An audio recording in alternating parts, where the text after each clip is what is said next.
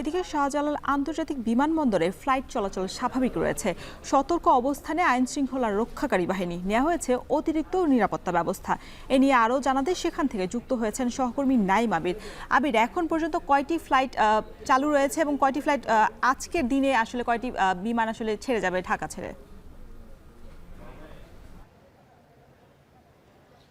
রওশন, দ্বিতীয় যে প্রশ্নটি করেছেন সেটি দিয়ে শুরু করতে চাই। শাহজালাল আন্তর্জাতিক বিমানবন্দরে প্রতিদিন গড়ে প্রায় 150টির মতো আন্তর্জাতিক ফ্লাইট পরিচালিত হয় এবং প্রায় 150টির মমতো অভ্যন্তরীণ ফ্লাইট পরিচালিত হয়, অর্থাৎ মোটা দাগে 300-এর মতো ফ্লাইট প্রতিদিন শাহজালাল থেকে পরিচালিত হয়। তবে গতকালকার যদি কথা বলি তাহলে গতকাল 146টি আন্তর্জাতিক ফ্লাইট ছেড়ে গেছে এবং 108টি আন্তর্জাতিক অভ্যন্তরীণ ফ্লাইট ছেড়ে গেছে। আমি যদি আজকের চিত্র আপনাকে একটু দেখাতে চাই রওশন, যে এখনো পর্যন্ত যে ফ্লাইটগুলো আন্তর্জাতিক এবং অভ্যন্তরীণ ছেড়ে যাওয়ার কথা সবগুলোই ঠিকঠাক মতো ছেড়ে গেছে এবং যাত্রী চলাচল এবং একই সাথে ফ্লাইট চলাচল পুরোপুরি স্বাভাবিক রয়েছে।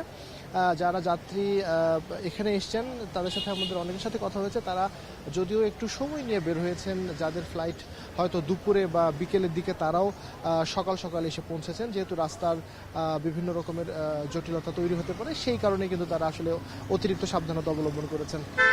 আর হচ্ছে যদি নিরাপত্তা ব্যবস্থা বা আইন শৃঙ্খলা রক্ষার কথা বলি তাহলে সাধারণত শাহজালাল বিমানবন্দরে আমরা দেখে থাকি যে অ্যাফসেক এবং এপিবিএন এর যারা কর্মকর্তা রয়েছেন তারাই মূলত এখানে কর্তব্যরত থাকেন। তবে আজ আমরা এখানে আসবার পরে দেখতে পেয়েছি যে এপিবিএন এর অতিরিক্ত ফোর্স এখানে মোতায়েন করা হয়েছে এবং একই সাথে বাংলাদেশ সেনাবাহিনীও এখানে রয়েছে এবং সেনাবাহিনীর বিভিন্ন গাড়ি আমরা দেখছি টহল দিতে এবং যাত্রী সাধারণকে বিমানবন্দরের সামনের যে মহাসড়ক সেই মহাসড়ক থেকে চেকিং করে কিন্তু আসলে বিমানবন্দরের ভেতরে প্রবেশ করতে দেয়া হচ্ছে। অর্থাৎ যে চেকিংটা আসলে একেবারে টার্মিনাল ভবন থেকে শুরু করে তারপরে যখন যাত্রীরা টার্মিনালের ভেতরে প্রবেশ করে সেই ধরনের চেকিং, একটা মিনি চেকিং আসলে যদি বলতে চাই, সেটি কিন্তু বিমানবন্দরের একেবারে মহাসড়ক থেকে বিমানবন্দরের ভেতরের যে প্রবেশ করবার সড়ক সেখানে কিন্তু একটা চেকিং হচ্ছে এবং সেখানে তাদেরকে নিজের পরিচয় এবং যদি টিকিট বা বোর্ডিং পাস টিকিট যদি থেকে থাকে তাহলে সেটি আসলে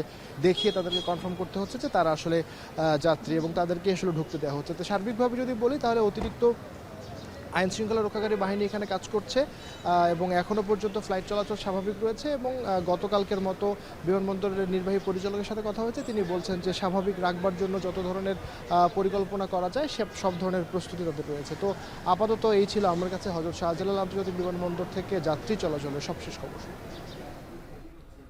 এতক্ষণ শাহজালাল আন্তর্জাতিক বিমানবন্দর থেকে ফ্লাইট চলাচলের খবর জানাচ্ছিলেন সহকর্মী নাইম আবির।